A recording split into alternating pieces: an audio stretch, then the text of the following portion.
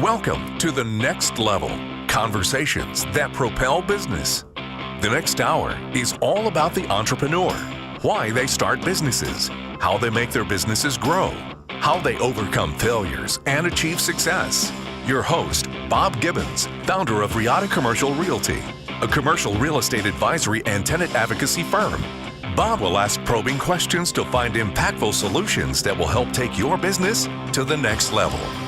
And now, here's Bob Gibbons.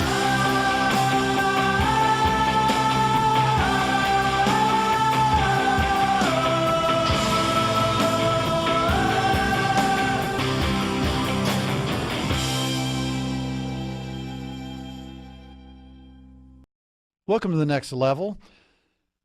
After serving in the Israeli army and having a business fail in Israel, today's guest ended up running a company in Silicon Valley, which he successfully sold. And he later came to Texas and worked for Texas Instrument and was one of the creators of Wi-Fi and USB technologies and holds 22 patents. He has written 8 books, has been a columnist for Inc. magazine with over 200 articles. He's also written for Innovate Excellence and Dallas Innovates. Yoram Solomon has founded several companies and is one of the founders of the North Texas Angel Network. He's a professional speaker, a 2-time TEDx presenter, and has founded the Innovation Culture Institute, which you can find at innovationcultureinstitute.com. And that was a severely abbreviated version of the intro. I decided not to give the entire version because that would have taken the whole time we have. So welcome, Yoram. Thanks for having me, Bob. First and most important question, after all that, what do you want to do when you grow up? First of all, I'm not planning on growing up. What I learned is if you cross 50 and you still haven't grown up, chances are you never will. So I'm 53. I'm never going to grow up. Well, based on the jokes you've been cracking since you've been here, I would guess you have not. Well, let's just kind of start from the beginning. So you grew up in Israel. I did. And tell me about that. I've never been to Israel. I have some good friends that just came back, but I've never been. Well, it's an interesting place. You know, whenever I talk about, I try to explain why is there so much innovation coming out of Israel. And one of the reasons is because if you look at the U.S. map and you look at what we're surrounded by, and you are going to see that on the east we have the Atlantic, on the west we have the Pacific, in the south we have all the resorts in Mexico, in the north the nicest people ever, the Canadians. And then you look at a map of Israel, and you see how Israel is surrounded by 500 million who want to throw us in the sea. And that's a tough environment to be in. Yeah. You know, here, I remember when we moved to the U.S. the first time, my wife told me she was amazed that during the news, the nightly news, they were talking about a cat that was caught on the roof and can't come down. And at the end, they said, we'll keep you updated. Stay tuned. And my wife goes, man, they don't have any problems here. Because in Israel, every hour you listen to the news and something probably has happened. Yeah. So it's pretty tough. It's pretty intense to live there. I would guess. So you grew up there and served in the Army, which I understand everybody other than the Orthodox have to serve in the Army. Everybody has to serve in the Army, yes, and I did. You have to serve as a man 3 years. Now they're shortening it to 2.5 years. In my time, it was 3 years, but I volunteered for 2 more. So I had 5 years of active duty and then 10 years of reserve.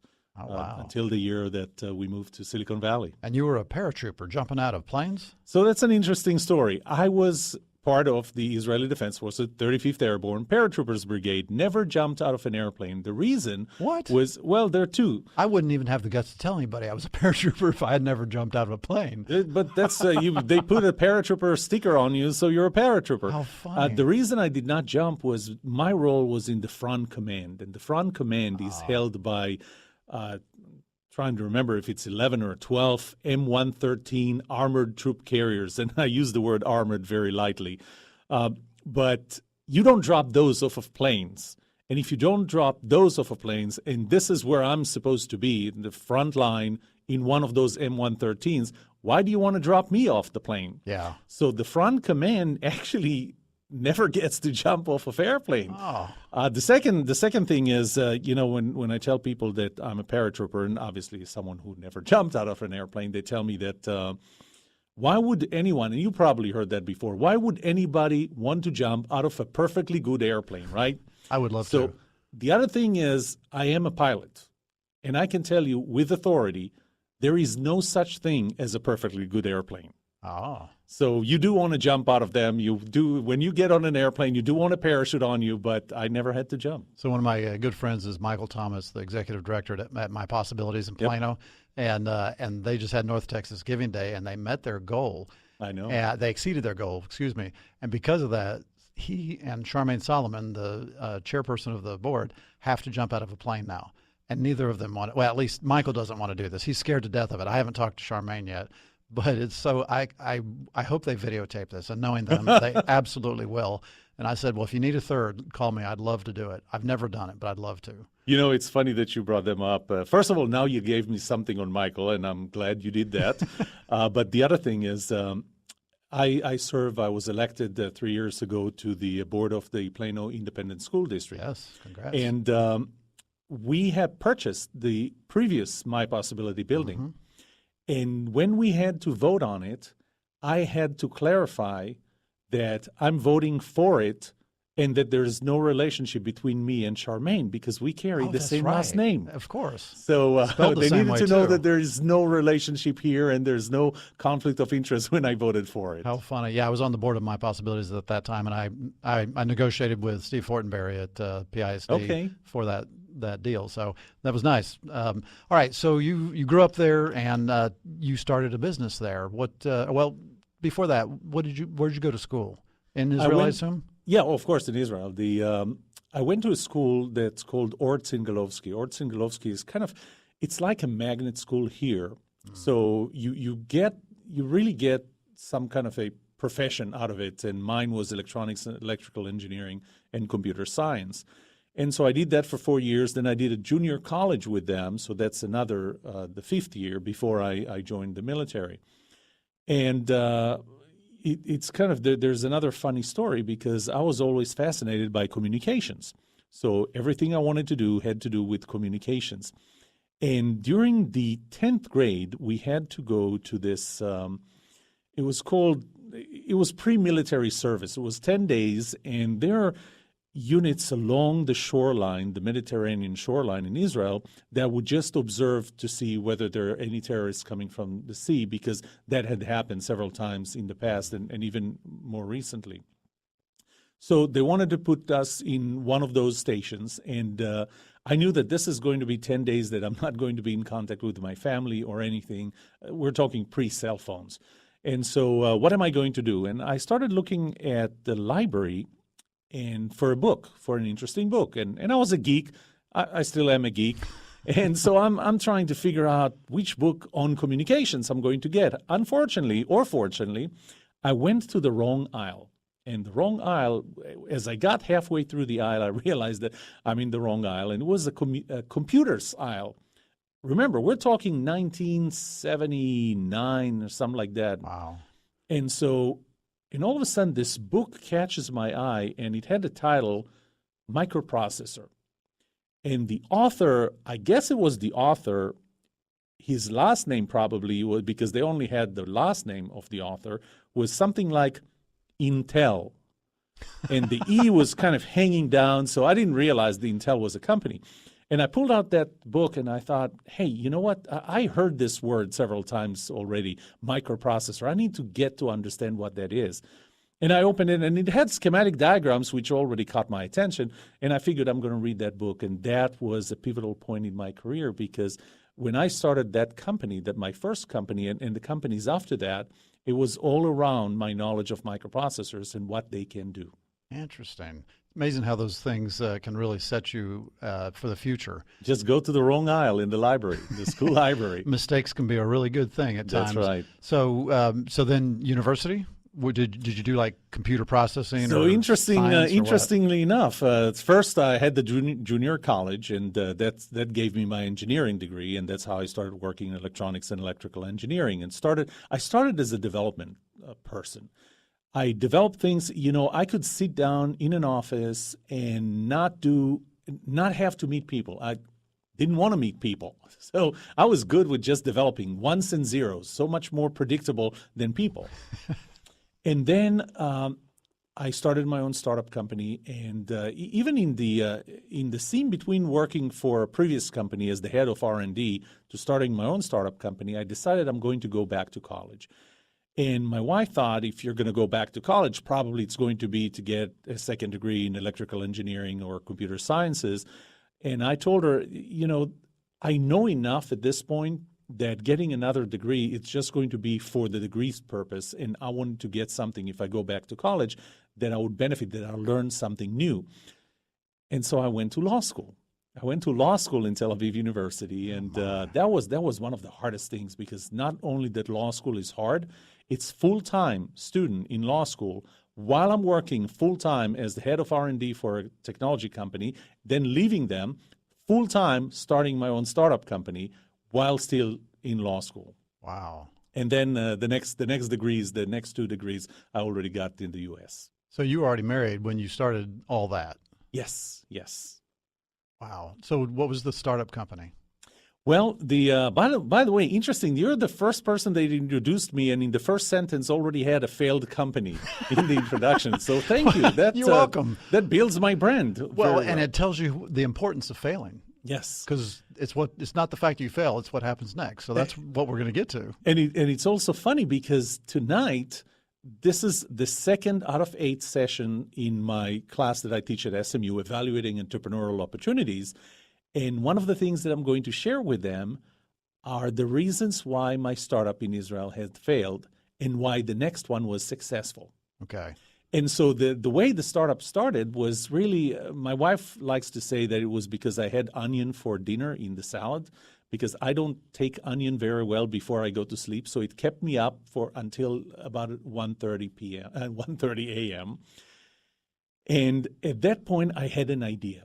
Now, this is early days of internet. We're talking 1995. So everything is dial-up, and we're still trying to figure out what can the internet be used for.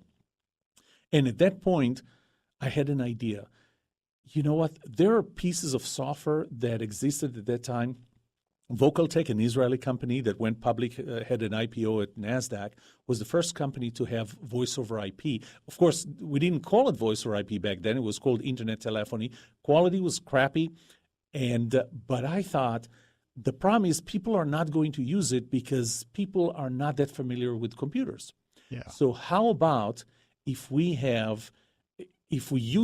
connect it somehow to the telephones that we have, the regular telephones we have at home, connect them to the computer, connect it to the internet, and instead of placing a phone call, an international phone call for $4, we're going to place it for the cost of a local call. That sounds exciting. We'll talk about that after the break.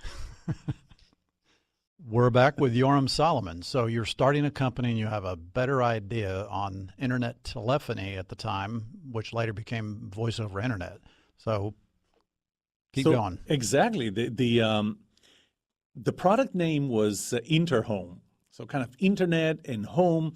It was a little box. So there was a combination of hardware and software there. There was a little box. And this was my first patent. And, you talked about 22 patents. This is the first patent that has expired. When you file a patent, you never think about a patent expiring. Yeah. The patent was filed in 96. 2 years ago, it expired. My first patent has expired. Wow. So that makes me old. I was going to say that, but I tried to withhold. But so I thought, how do you bring that capability to people? And the way you bring it to people is by letting them use their regular phones over the internet. And again, at that time, I knew people here in the U.S., and communicating with them would cost $4.50 a minute to talk. And all of a sudden, here is the ability to do that for the cost of a local call. And so I launched that, developed the product, released the product, I believe we sold about 1,000 of them. So it wasn't that we never achieved anything. We launched a product and we sold it. But when it was time to raise the second and third rounds of funding, it just dried out. And it wasn't just the economy. There are different reasons why this was not as successful as I would initially think it would. And was it mainly just because the technology hadn't advanced to the point where the speeds were far enough to where you'd have a rational conversation together? Yes, first of all, it is the fault of everybody else other than myself. Of course. That's and it's the internet was too slow, the performance was too slow. But really, if anybody wants to be successful in a business, when you fail, you need to realize, you need to understand, what did you do wrong? And so to me, and I'll give you a short analogy and I'll come back to the story. I fly radio-controlled airplanes. I build them, I fly them. Some of them are pretty big, pretty heavy, and, assuming my wife is not listening, pretty expensive. And I fly them, and one day I crashed. And, I have friends that when they crash, they start blaming the battery, the receiver, the servos, the wind, the grass, anything you'd like, except themselves. I always ask myself, what did I do wrong? So as I look back at the company, I started asking myself, what did I do wrong? One of the first things is you have to understand how people use products. And the way you use this product was relatively easy, but the way you install it was really, really hard. We're talking early days. We're talking prior to Windows 95. So we're talking Windows 3.1. And do you remember how you had to set up interrupt request 3 and 4 and DMA requests and so on? Getting this unit installed, we prided ourselves in the fact that everybody's grandma can use this product, but not everybody's grandma can install it. Yeah. Not everybody can install it, period. And so that was one of the problems. The second was I did not really see the prices of international phone calls starting to drop. And as prices started dropping, all of a sudden the incremental value that we had was diminishing as well. Mm-hmm. So those were some of the reasons. So how long did the company last before you decided to shut it down? Well, we started it in 95, and in 98, here's what happened. In May of 98, I had a military exercise. I was doing reserves, 35th Airborne, and it was in the Golan Heights. And when you're raising funds, and so we already raised the first round of angel investments and then a second round of angel investors, and I had some government grants and even worked on a binational research and development grant that's between the U.S. and Israel. But when I was trying to raise the next generation that was supposed to not rely on a computer at all, but actually do voice over IP all by itself, a completely independent standalone device, as I was raising it, and you start dealing with VCs this time, they can really string you out. I mean, every day you're about to sign a term sheet, and you're so close to signing a term sheet, and it's another day and another day and another day. And sometimes you need to know where to draw the line. And what I did was I knew that I had those 2 weeks in the Golan Heights. And in those 2 weeks, by the time I start those 2 weeks, I just told my wife, on that day, if not only we don't have a term sheet, but we don't have money in the bank, I'm shutting it down. And later I want to tell you about shutting it down because that's an interesting story by itself. But so we got to those 2 weeks, and I decided this is it. We're shutting it down, and shut it down. And the next step was in Silicon Valley. So what was so interesting about shutting down a company? Well, have you ever heard of an entrepreneur that is so in love with their idea that they would sell their house or apartment to fund it? Yes. Yes, that's not unique. I actually didn't have to sell a house to fund it. However, when it was time to close it down, here's the thing. The company is a company. It has limited liability. In Israel, you have the addition of LTD, limited liability. Here, it's either a C Corp or even an LLC. Right. The idea behind limited liability is that creditors cannot come after you. And the thing is, for me, this was never an option. Even though the company was a limited liability company, it was never an option. And when we shut it down, we had to pay some of our vendors. We bought things from vendors. And I remember specifically one of them, we owed him $25,000. And I called him the week before I shut it down. I called him into the office, and I told him that I'm going to give him personal checks against the company checks that I gave him. Same amounts, same dates. He was pretty annoyed. He said, you know what? No, I want you to pay right now. I want you to pay everything right now in cash. And I'm like, no, you don't understand. You have insurance. This is why you have insurance. This is a limited liability company. This is why it's a limited liability company. And so what I'm telling you, what I'm offering you is personal checks against the company checks. Again, same dates, same amounts. He kind of grumbled something, but then we exchanged the checks. I gave him personal checks. He gave the company checks back. I told him, look, a week from now, the bank is not going to honor the company checks because I'm shutting down the company. I'm shutting down the bank account. 6 months later, I got a call from him. And he said, this is after the last check has cleared. And he said, this is the first time this has happened to me. He said, you know that your last check has just cleared. He said, you know that you didn't have to do that. I said, I do, but here's the thing. Every morning I wake up, I look in the mirror, I don't have a problem with what I see. Now, in order to be able to do that, we had to sell our house. We sold our house not because we were in love with an idea and we only saw upside. There was zero upside in selling the house and paying the creditors.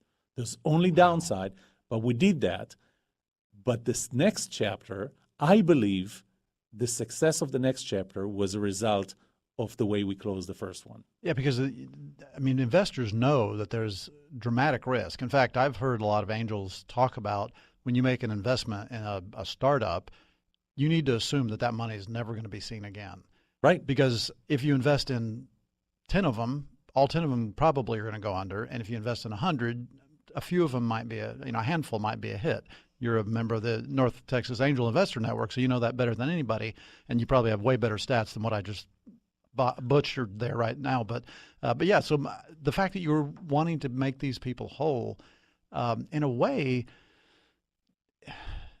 it feels a little strange because they took the risk knowing that they were dealing with this startup, and yet you still gave them the money. And how many, was it just this one guy, or was it a bunch of them? So we're talking about the creditors. We're talking about right. people that we bought stuff from, not the investors. The investors knew the risk that they're taking, and they took a risk alongside. Okay, so you didn't pay back the investors. You paid back the vendors. Yes, okay. the creditors. I got you. But even the creditors, you know what you're getting into. You decide what kind of line of credit you extend to the company, but you also have insurance that would cover you against those. It's just that, to me, I gave them my word, and I don't want to hide behind this veil of corporation and Gotcha. Limited liability to say, no, I'm sorry, that you go after the company. Company doesn't exist anymore. Sure. It was me. I gave you my word, and so I'm going to make sure that I keep you whole. So how did you end up in Silicon Valley? We took the flight to London and okay, that's not what you're asking. Yeah, still not grown up. Silicon Valley. So I told you I'm never going to grow up. So Silicon Valley, it was another funny story because my wife had always thought about moving to the U.S. at some point. And as I was shutting down the company, I look back in my life, and I really like being part of the technology industry. And at that point, being very pragmatic and not having any strings attached anymore, I thought if I wanted to continue a high-tech career, I need to move to no offense to Dallas, to the 408 area code, Silicon Valley. So the funny thing is that after 2 years of trying to get pregnant, the week we decided to move to Silicon Valley is the same week that we find that we're pregnant. And when I say we, it's mostly my wife. And so that week we decided we're going to Silicon Valley, and I flew over to do some of the groundwork. And there was a company that I knew, and as soon as I told them that I'm thinking about moving to Silicon Valley, they said, "Why don't you come and join us?" It was another tiny little company. It was actually even smaller than the startup that I had in Israel. This one had 7 employees. The one in Israel, I had 11 employees. And that's who I joined. So we got on an airplane, landed in San Francisco. My first lesson landing in San Francisco, or landing in the U.S., at that time, we took all of our belongings in 10 suitcases. This is before they were charging $25, $30, $35 a suitcase. So I took all of our stuff in 10 suitcases. And my first lesson was, if you're going to carry 10 suitcases with you, don't rent a compact car. Very hard to squeeze them in. Doesn't work. But, it was late at night, got the 10 suitcases, squeezed them into a compact car, drove down to Morgan Hill, and started Chapter 2. Well, we will get to the rest of Chapter 2 after the break. Hi, this is Bob Gibbons with EBITA Commercial Realty. If your office lease is going to be expiring in the next year or two, the one thing I would tell you definitely do not want to do is exercise a renewal option. Now, that may sound a little nuts. When you negotiate for that renewal option, why wouldn't you actually want to use it? Well, the reason is because while you want to have one as a reservation for your space so the landlord can't lease the space out from under you, that option may not actually work the way you want it to now. It may have made sense 5 years ago, but it doesn't today. The only thing that changes when you exercise a renewal option are the expiration date and the rent. But you may want to do other things like have another option to renew, have an option to terminate or expand. You may want to be able to expand now or have a new base year for your operating expenses. There's all kinds of things that need to be considered. So we recommend that you renegotiate, not renew. For more information, contact me, Bob Gibbons, at texastenantrep.com. That's texastenantrep.com. All right, so you get off a plane, you get a tiny little car, and you pack it with 10 suitcases and your wife, who's now pregnant. And you got a new job. You've never been here before. Where do you go first? I assume these people made arrangements for you, I hope? Well, no, actually, it was such a tiny startup that I had to make arrangements for myself, for ourselves. So we had a week in a little hotel. It's exaggeration calling it a hotel down in Morgan Hill. And it was funny because after a week we wanted to extend it, but there was some kind of a balloon festival. That's bad week to say balloon festival here in North Texas, but they had a balloon festival and the hotel was oversold. And so I could not have extended it. So we had to find an apartment to rent, which we did up in Cupertino that following week. But I joined them. And my official title was general manager, which essentially was you're going to be running the operations of the company, including research and development, but everything else beyond that. And so we're talking 1998. This is late 98. And I'm trying to figure out, this is a company that started investing in technology that was just approved by the FCC. It's called spread spectrum. So there are two types of spread spectrum, wireless communication. One of them is frequency hopping. The other is direct sequence. And I knew enough about those technologies to know which way to go. But the company was very vertically oriented. So every project was a project made for a customer. The majority of the revenue was coming from what we would call time and materials. So our materials that we purchase for them, plus a certain royalty or commission, and the time that our engineers spend. Now, that's not a very scalable model because you have so many engineers in the company, especially a company with 7 employees, that you can charge too much. And this company was doing about $800,000 a year. And so when I joined, I said, we need to go more horizontal. We need to invest in things that are more broader, that have broader use. And so I started looking at technologies that were going to use this kind of spread spectrum technology. And I found 3 protocols that were being developed at the time. And I managed to convince the company to invest in all 3 and to start developing. One of them was called HomeRF. I don't know if you remember a wireless protocol called HomeRF. It was actually developed by an Israeli company that moved to Silicon Valley. That never took off. The other 2 were slightly more successful than HomeRF. One of them you may be familiar with is called Bluetooth. Oh, yeah. The other one is called Wi-Fi. So we made 3 bets. HomeRF one didn't pan out, but the other 2, so here we are, late 99, and we have offerings for Bluetooth and for Wi-Fi. By the way, Wi-Fi was not called Wi-Fi at the time. It was just 802.11 or 802.11b.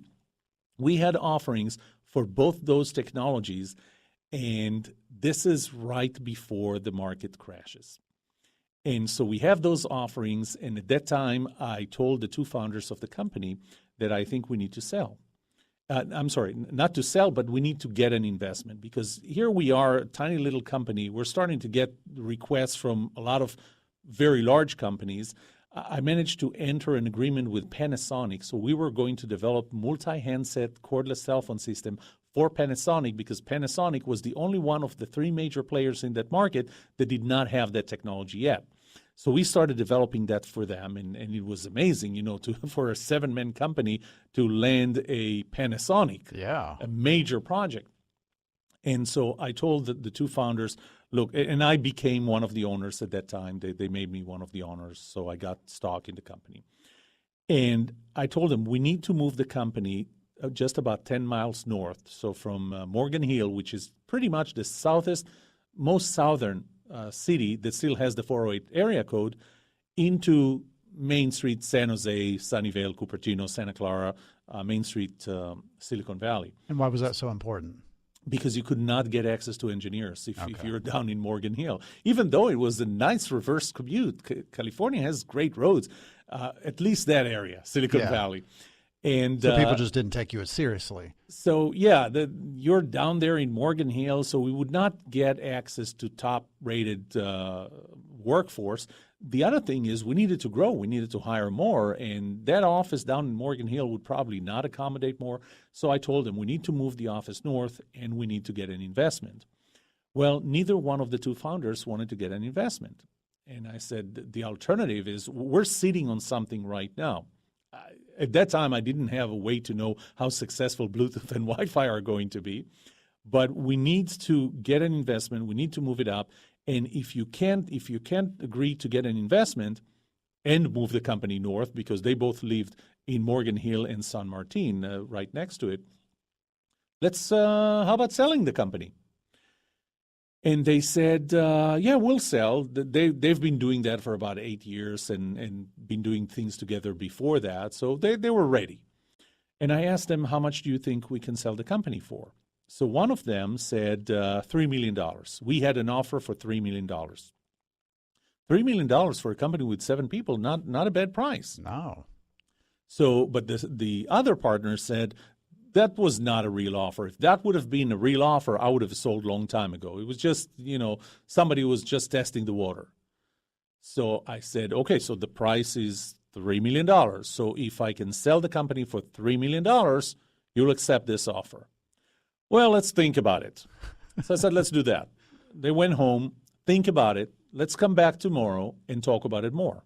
So they came back the next day.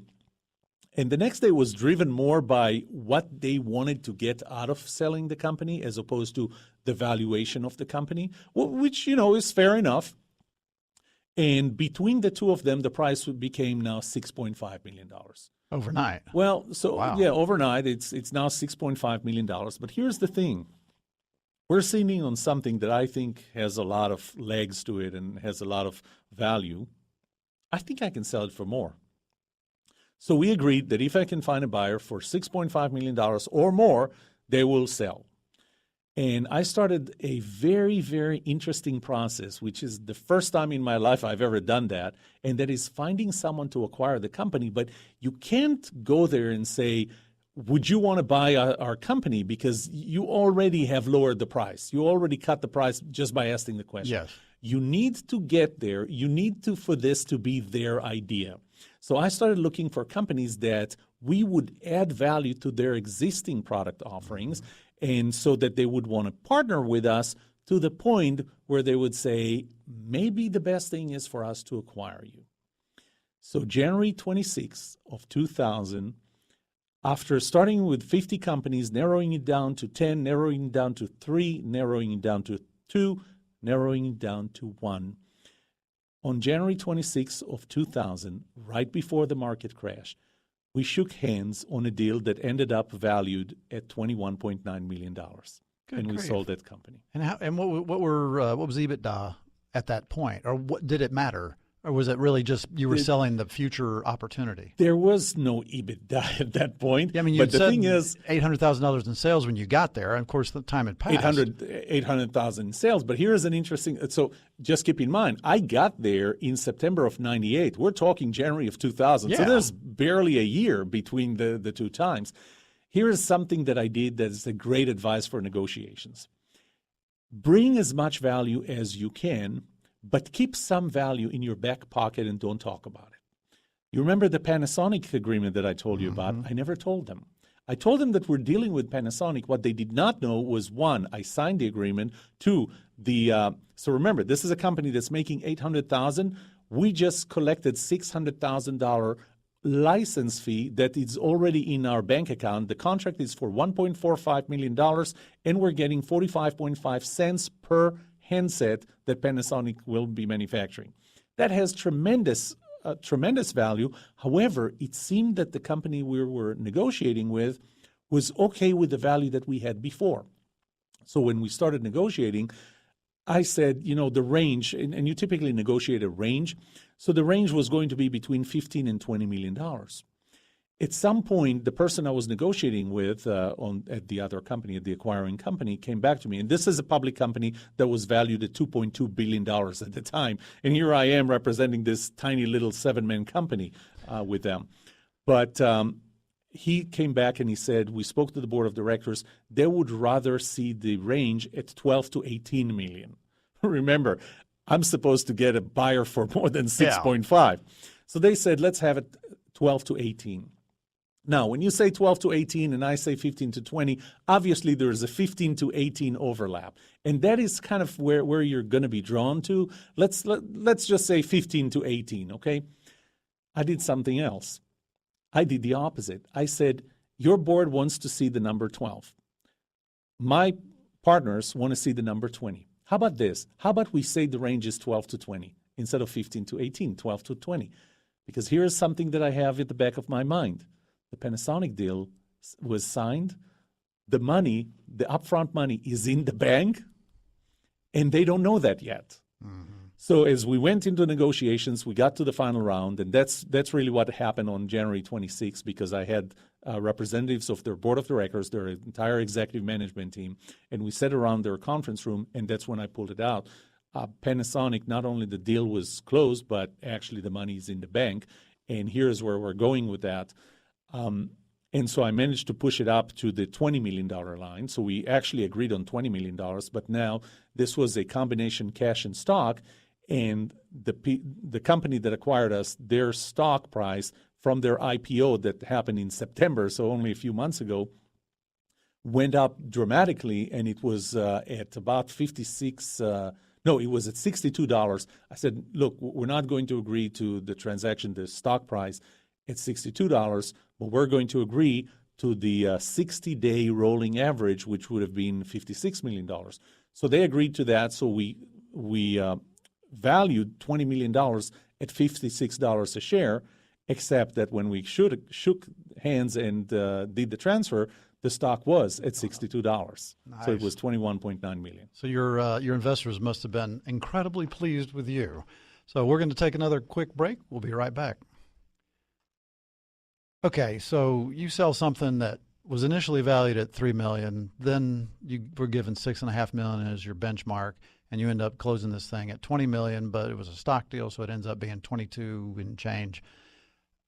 What did your investors, what did your partners, I guess is the right term, say when you went back to them and said you just sold their business for 6 times what they originally were expecting? Well, that was an interesting time, because one of the agreements I had with them was I'm the only person that negotiates it, because you do not want to have too many hands negotiating the deal. I tell that to clients all the time. Yes, and one of the partners actually got his hand in the negotiations. So one day I'm getting a contract back, a revised contract from the company acquiring us, and as I look at this, the numbers don't make sense. The distribution doesn't make sense between one founder, the second founder, myself, and the rest of the employees. Something did not make sense. Somehow the percentages were right, but the entire cash went to one person. And I'm thinking, when did that happen? So I sat down with them and I asked them, does any of you have any idea why I just received that contract from that company? I mean, we're in the final stages of negotiating the contract. Anybody has any idea why this is happening? And then one of them tells the other, well, when I asked you, you said that you're fine with this being a 100% stock deal. He said, yes, I'm happy with that being a 100% stock deal if it's a stock deal for all of us, not that you take all the cash and the rest of us only take stock, that they were so upset with one another that they were ready to walk away on that deal. Oh, my gosh. Remember, 2-3 months earlier, they were willing to take $3 million for their company, and there was no discussion whether it was stock or cash. Here we are 3 months later. We have a $21.9 million deal on the table, and they're ready to walk away because of this disagreement. This is, I think, where I found maybe my calling in alternative dispute resolution, because I sent both of them home, and I started calling one after the other, until I found the kind of the middle of the road solution that they could both agree to. To tell you that this was the ideal, the right way to split it, probably not. But I got both of them to agree to it, and that's how we signed the deal. Well, and in fact, it's kind of funny because the stock that you got went up in value by the time it closed, the guy that took the cash would have been the loser in the deal had that been the resolution. You take all the cash, we'll take all the stock. The guys with stock would have been better off. True. But, of course, you didn't know that at the time. There's no way to know that at the time.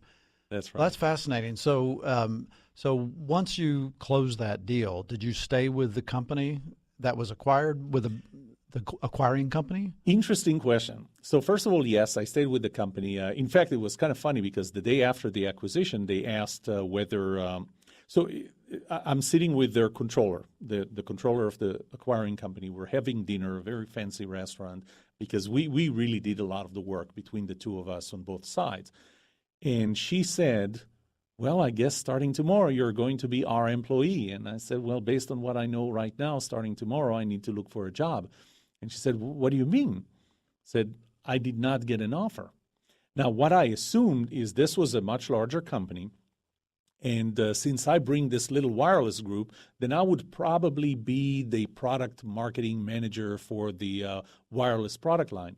What I did not know was that they actually planned for me to be the director of product marketing for the entire company. Oh, wow. And so sure enough, the day after, she went back and said, are you making him an offer? And they said, yes, we are. We just, didn't think about telling him.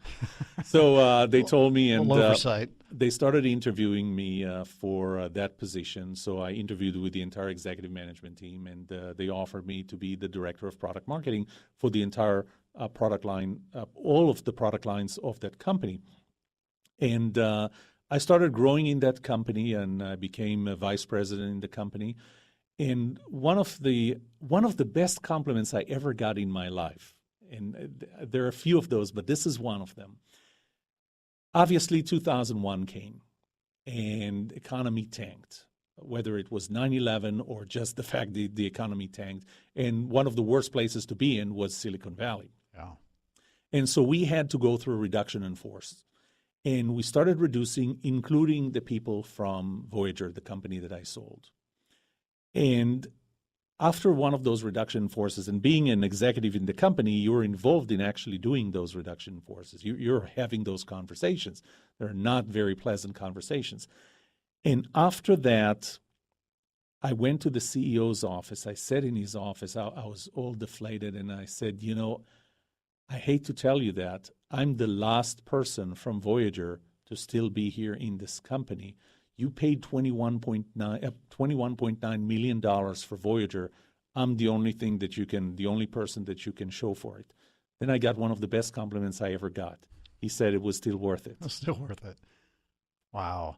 I assume that Voyager must have had some proprietary technology or application of, the Wi-Fi and right.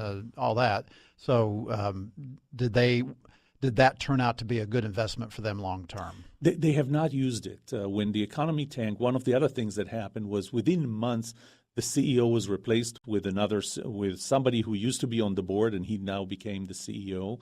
And they just decided we're not going to invest in this area right now. We're going to hunker down, and we're going to just weather this out. Raised about $130 million from their IPO in September of the year of '99. And they just said, we're going to keep our expenses as low as possible, just stay above water. Remember, the stock price was $62. Their stock price right now is about $6 or $7. Oh. Yeah. But at the same time, That was 2001. We're in 2018. The company is still in business. Yeah. $6, $7, but still in business. So did you liquidate your stock as quickly as you got it, or did you have to ride that down to depressing actually, numbers? That's another funny story, because we had an opportunity to participate in a secondary offering, and the secondary offering was really just for the for shareholders, major shareholders, our ability to participate. There was a blackout period, and after that, we were able to participate in that. The night before, one of the two founders of Voyager called me and said, "I'm not participating in the secondary." I said, "Well, what are you talking about?" The stock price had fallen from $62 to $49. Oh. And he said, "I'm waiting for this to go up." I said, "Look, you have to understand, if you're making that decision, essentially, you don't have to do anything, and tomorrow there's going to be $10 million in your bank account. Don't do anything tonight. Tomorrow there's $10 million in your bank account." It's not like he had other tens of millions of dollars in his bank account to keep this new $10 million company. So he just said, "No, this is going to go up." I said, "Look, if you are changing your mind, you are making a conscious decision to take $10 million out of your bank account and put them all in one stock, the PCTEL stock." He was very confident with where this was going. And again, this is pre-9/11. So, still everything, the future is all bright. And we had the .com to our name. And so he just decided to stay. And I think he eventually sold when it was at $7. Oh. I sold as soon as I could. Oh, good for you. That pains me to hear somebody writes it down that far. But it's the eternal optimist, or they just can't quite realize the loss in true talent. Because as long as it's still in a stock, it's still paper. It's all on paper, right? It's not real. But when you finally sell it, well, now it's real. And so they're just not able to do that, I guess. But well, it's a matter of perspective. You look at it as it's not there in the bank. So essentially, by not selling, I'm not making a decision. But by not selling, you are making a decision. So after that experience going through the sale of that company, if you had the opportunity to do it again or advise somebody in that situation, are there any lessons that you would say, these are the things you've got to do in terms of taking cash, taking stock, how you deal with various investors, that kind of thing? I think one of the lessons is next time if you say that I'm the only person negotiating, you probably need to add this. But you can only do it here in Texas. You can't do it in California, because I would just add that statement. I'm the only person negotiating. If anybody else gets their hand in the negotiation table, I'll take him out and shoot him. You can only do that in Texas. In California, I mean, there's going to be you can do it in the West until you get to California. Yes. Between Texas and California, you're fine. But when you hit that border, then it's no longer fine. Right. So that just insist on that. And I don't know that you can. I think this went as good as it could. And again, to tie it back to the first company that I told you about, the second one was really a success. I mean, eventually those products did make it to the market, not necessarily through our company, but it was a successful sell of a company. It was a successful exit, successful transaction. And I truly believe that, and I tell my daughters every day, do good things and good things will happen to you. I really believe that the way I closed my first company paid off the creditors and not hide behind the corporate veil. I do believe that led to the success of the second company. Why? Because of karma? I mean, what is it that... Yes, because I do believe that things come back. Really? Just some sort of metaphysical, the universe comes back and rewards you? And it might be something that's more scientific, like this is your state of mind. This is how you do things. And, if this is how you close a company, imagine how you behave when the company is not closed, when you sell it. It's part of your character. And yes, maybe it is a cosmic thing. That's a whole different show. Yes. Well, Yoram, I can't believe it. We're almost to the end of our show, and we haven't even gotten to a whole lot of other stuff. So I've never, ever done this before. But would you please come back and be a guest again on the show so we can continue the conversation on what happened after all this? I would love to. Excellent. Yes. Well, for our listeners, in the meantime, please go to innovationcultureinstitute.com to learn more about Yoram. He's also a North Texas Angel Network founder And you can just Google him and you'll find his TEDx talks and other things. So this has really been a pleasure. Listeners, please also go to nextlevelshow.com to learn more about the show. And please find us on YouTube and on podcast. You can search us at The Next Level Show. Please subscribe. Please leave us some comments and some reviews if they're good. We'll see you next week with another great guest.